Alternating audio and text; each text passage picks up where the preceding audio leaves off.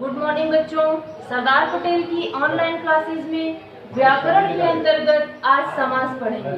समास का शाब्दिक अर्थ होता है संक्षिप्त करना, अर्थात सामासिक पदों को छोटे से छोटे रूप में लिखना समास कहलाता है।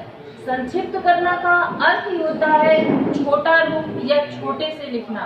इसी प्रकार इसकी परिभाषा देखते हैं बच्चों। दो या दो से अधिक सार्थक या स्वतंत्र पदों के संक्षिप्तीकृत रूप को समास कहते हैं। बच्चों, दो या दो से अधिक सार्थक या स्वतंत्र जो पद अपने आप में पूर्ण हो और स्वतंत्र रूप से लिखे जाते हो उसका संक्षिप्तीकृत समास कहलाता है। उसका जो संक्षिप्त रूप होता है वो समास कहलाता है। जैसे बच्चों आप लिखते हो यथाशक्ति। यथाशक्ति एक सामासिक पद है। अगर इसको हम संक्षिप्त रूप से ये लिखा हुआ है, अगर इसको हम पूरा इसका रूप लिखेंगे तो क्या हो जाएगा? शक्ति के अनुसार। बेटा उदाहरण आपको देखो ध्यान से, इसका पूरा रूप ये होगा। और अगर हम इसे संक्षिप्त करके लिखते हैं तो ये यथाशक्ति लिखा जाएगा। यही समास का संक्षिप्तीकृत रूप होता है। बच्चों, समास के मुख्यतः 4 भेद होते हैं, परंतु हम 2 भेद और पढ़ते हैं जो तत्पुरुष समास के भेद के अंतर्गत आते हैं। मुख्यतः 4 भेद बच्चों कौन कौन से हैं? आइए देखते हैं। नंबर 1 अव्ययी भाव समास, नंबर 2 तत्पुरुष समास, नंबर 3 बहुव्रीहि समास और नंबर 4 द्वंद्व समास। ये समास के मुख्यतः 4 भेद हैं, परंतु बच्चों तत्पुरुष समास के ही 2 भाग और कहलाते हैं।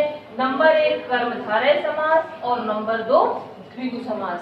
कुल मिला के 6 समास होते हैं, लेकिन मुख्यतः अगर पूछे जाए कि कितने समास होते हैं तो आप मुख्यतः 4 समास लिखोगे, क्योंकि तत्पुरुष का भेद होने के कारण इनको मुख्य समास में गिनती नहीं की जाती। अर्थात यह तत्पुरुष के भेद कहलाते हैं, कर्मधारय और द्विगु।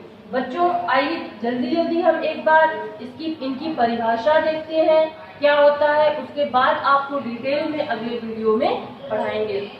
अव्ययी भाव समास। अव्ययी का अर्थ ही समझ में आ रहा होगा।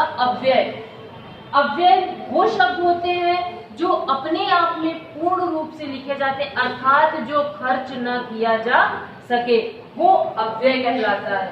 अव्ययी भाव समास अपने आप में पूर्ण होता है, अर्थात जो अव्यय होता है, जो शब्द अव्यय के रूप में लिए जाते हैं वो अव्ययी भाव समास के अंतर्गत आते हैं। बच्चों तत्पुरुष समास।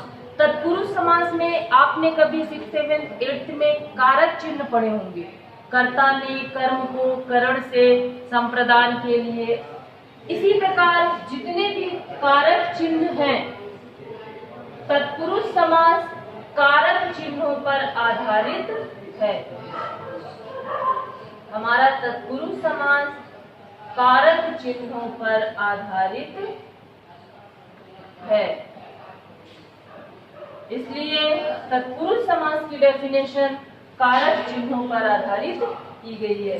उसी प्रकार बच्चों तत्पुरुष समास के 2 भेद हैं, कर्मधारय और द्विगु। कर्मधारय में भी जैसा कि बच्चों आपने उपमेय और उपमान पढ़ा था, उसी प्रकार विशेषण और विशेष्य होता है। कर्मधारय समास में हमेशा विशेषण और विशेष्य की बात की जाती है, अर्थात जैसे नील गाय। बच्चों नील गाय लिखा है, गाय की विशेषता क्या है कि वो नीली है, अर्थात गाय का विशेषण क्या है? गाय की विशेषण नीला, नीली गाय अर्थात कर्मधारय समास। बच्चों द्विगु समास। द्विगु समास हमेशा संख्यावाची होता है।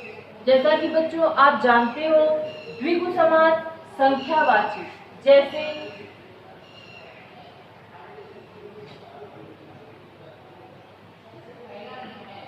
पंचपात्र। द्विगु समास पंचपात्र। चौराहा, ये क्या होते हैं? पंच संख्यावाची है। अब बच्चों इसका दूसरा उदाहरण अगर हम चौराहा लिखते हैं तो चार राहों का समूह चौराहा, इसमें भी संख्यावाची शब्द का प्रयोग किया जाता है, वो द्विगु समास होता है। बच्चों बहुव्रीहि समास देखते हैं। बहुव्रीहि समास में किसी विशेष व्यक्ति के लिए कही गई बात बहुव्रीहि समास के अंतर्गत आती है। जैसे हम लिखते हैं त्रिनेत्र। बच्चों साधारण मनुष्य के 3 नेत्र नहीं होते, इसलिए किसी विशेष व्यक्ति के लिए ये कहा गया है, तो ये त्रिनेत्र अर्थात भगवान शिव। गजानन, गजानन हाथी जैसा मुख किसी भी मनुष्य का नहीं होता, वो किसी देवता या किसी विशेष व्यक्ति के होते, इसलिए जैसे गजानन लिखते हैं। हाथी जैसे आनंद अर्थात हाथी जैसे मुख वाले अर्थात गणेश जी।